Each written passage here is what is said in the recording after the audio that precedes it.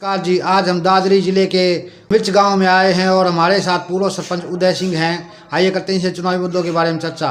नमस्कार प्रधान जी। नमस्कार। आप किन किन चुनावी मुद्दों को लेकर इलेक्शन लड़ रहे हो? इलेक्शन मेरी पुत्र वधू लड़ रही है। क्या नाम है उनका? अनीता देवी। अनीता देवी। हाँ, और जिनका चुनाव चिन्ह साइकिल है जी। हाँ, यदि गांव में ने उनका भरपूर सहयोग कराया और आशीर्वाद दे के सरपंच बनाया तो सबसे पहले गंदे पानी की निकासी का समाधान करेंगे। हाँ जी। हाँ, इसके लिए इन नालों की सफाई करवाएंगे और जो ड्रेन है कमोदाड़ी उसमें जोड़ के इसका सारा गंदे पानी की निकासी का सबसे पहला समाधान तो ये होगा, ड्रेन में जोड़ के। और सबसे पहले तो ये करवाएंगे। दूसरा, पीने के पानी की जो व्यवस्था है वो सुचारू रूप से करवाएंगे। वाटर बक्स जो घिकाड़ा से लाइन आई हुई है वो उसमें पानी पीने योग्य नहीं आता है। उनके टैंकों की सफाई करवा के और फिल्टर मीडिया नया डलवा के लोगों को आरओ जैसा पानी पिलाएंगे। अगर बात करें हम शिक्षा की, तो आप प्रधान बनने के बाद शिक्षा के लिए क्या कुछ करने का प्रयास करेंगे? सबसे पहले तो मेरे स्कूल की जर्जर हालत है उसको ठीक करवाएंगे। उसके बाद गरीब बच्चों को आर्थिक सहायता मिलेगी। जो इस होशियार बच्चे होंगे उनको हर तरह का सहयोग करेंगे। अभी जैसे पहले आप पूर्व सरपंच रह चुके हो, तो आपने पूर्व सरपंच होते हुए क्या क्या कार्य किए थे?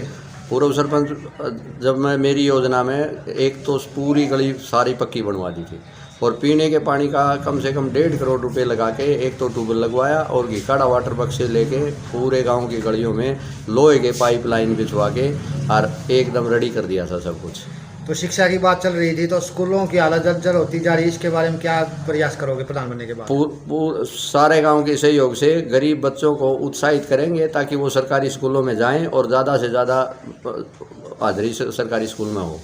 आप प्रधान बनने के बाद गरीबों के लिए क्या कुछ योजनाएं लेके आओगे? गरीब बच्चों की सबसे पहले तो शिक्षा का है और फिर उनके रोजगार का है।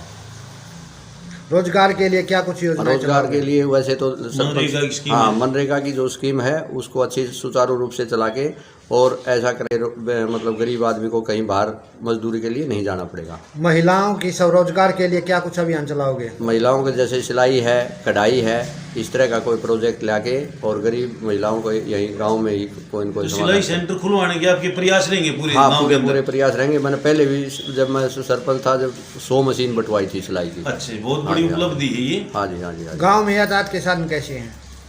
यातायात के साधन अब तो यातायात वाली तो ज़्यादा समस्या नहीं है क्योंकि हर आदमी के पास गाड़ी, स्कूटर, मोटरसाइकिल होगी।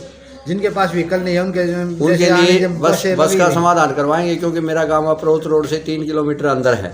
तो सरकार से हम गुजारिश करेंगे 1-2 बस सरकारी लग जाए।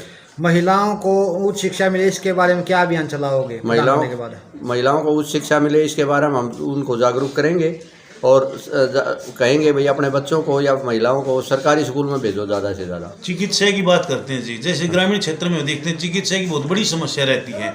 यदि ग्रामीणों को आपको सहयोग मिलता है तो चिकित्सा के क्षेत्र में आप किस तरह के प्रयास करोगे? चिकित्सा के क्षेत्र में हम करेंगे, एक तो मेरे गाँव में ना तो पशु अस्पताल है। अच्छा जी। हाँ, उसके लिए प्रयास करेंगे। ठीक है। सबसे मेन समस्या यह है जमींदार का पशुओं में ज़्यादा है। ठीक है, उसके लिए हम एक अस्पताल खुलवाने की पूरी कोशिश करेंगे। कोई पीएचसी वगैरह भी है जैसे? मतलब ना, पीएचसी नहीं है गांव में। तो उनके लिए क्या प्रयास नहीं? पीएचसी के लिए वो जनसंख्या का आधार होता है तो वो एक लगभग अब हमारा पूरा होने वाला है, उसके लिए भी हम पूरा प्रयास करेंगे। जैसे जनसंख्या पूरा हो जाएगा तो आपके प्रयास नहीं कि गाँव में पीएचसी खुलवाएंगे। सुरक्षा को लेकर क्या कुछ इंतजाम करोगे? सुरक्षा को लेकर वैसे तो भाईचारा ठीक है गांव में है, फिर भी हम जैसे चोरी चारी कोई घटनाएं वगैरह हो जाती है, कई बार रात को जो है पशु वगैरह खोल लिए जाते हैं। आप ग्रामीण क्षेत्र में इस तरह की समस्याएं ज्यादातर रहती हैं, तो उनके लिए आपके क्या प्रयास रहेंगे कि चोरी घटना मतलब इस तरह हो जाती है तो आप उनको किस तरह चिन्हित करना चाहोगे? जैसे क्या है आके गाँव में ठीकरी पैरा होता है। हाँ जी। उसकी व्यवस्था हो सकती है गाँव में, वो सुचारू रूप से चलाएंगे हम पूरी योजना। गाँव में स्ट्रीट लाइट लगी हुई है? स्ट्रीट लाइट पहले मेरे टाइम में लगी थी, इस योजना में कोई स्ट्रीट लाइट नहीं लगी। जो बंद पड़ी है उनकी मरम्मत करवाएंगे और जो जहाँ नहीं लगनी है वहाँ नई भी लगवाएंगे। खेलों के लिए क्या अभियान चलाओगे? खेलों के लिए मैंने पहले भी MP साहब आए थे, उनसे गुजारिश करी थी और उन्होंने ज़मीन के लिए कहा था भाई 4 एकड़ का प्रस्ताव पास करके दे दो। सबसे पहले बढ़ते ही 4 एकड़ का प्रस्ताव पास करके स्टेडियम खुलवाएंगे। स्टेडियम पंचायती स्तर पर जमीन दे दी गई? हाँ, पंचायत की तरफ से जमीन देंगे, रेजुलेशन करवाएंगे पास। इसके अलावा और क्या कुछ सार्वजनिक कार्य करवाना चाहोगे? इसके अलावा एक तो यहाँ राजीव गांधी वो नहीं है, अपना वो के है अम्बेडकर भवन। सबसे ज़्यादा डिमांड गरीब बच्चों की अम्बेडकर भवन की है। अम्बेडकर भवन सबसे पहले उसका बढ़वाएंगे। जैसे गंदे पानी की निकासी यहाँ पर सही ढंग से व्यवस्था सही ढंग से हो रही है जी? गंदे पानी की व्यवस्था सही ढंग से नहीं हो रही। यदि ग्रामीण आपका सहयोग करते हैं तो आपके क्या प्रयास रहेंगे इस बारे में? सबसे पहले ये रहेंगे आगे ड्रेन खुदवा के गांव से कम 10 किलो पर है एक जोड़ी है, सारा पानी उसमें निकालेंगे। मतलब गांव का पूरा गंदा पानी गांव से बाहर निकालने के आपके प्रयास रहेंगे? बाहर निकालने के प्रयास रहेंगे।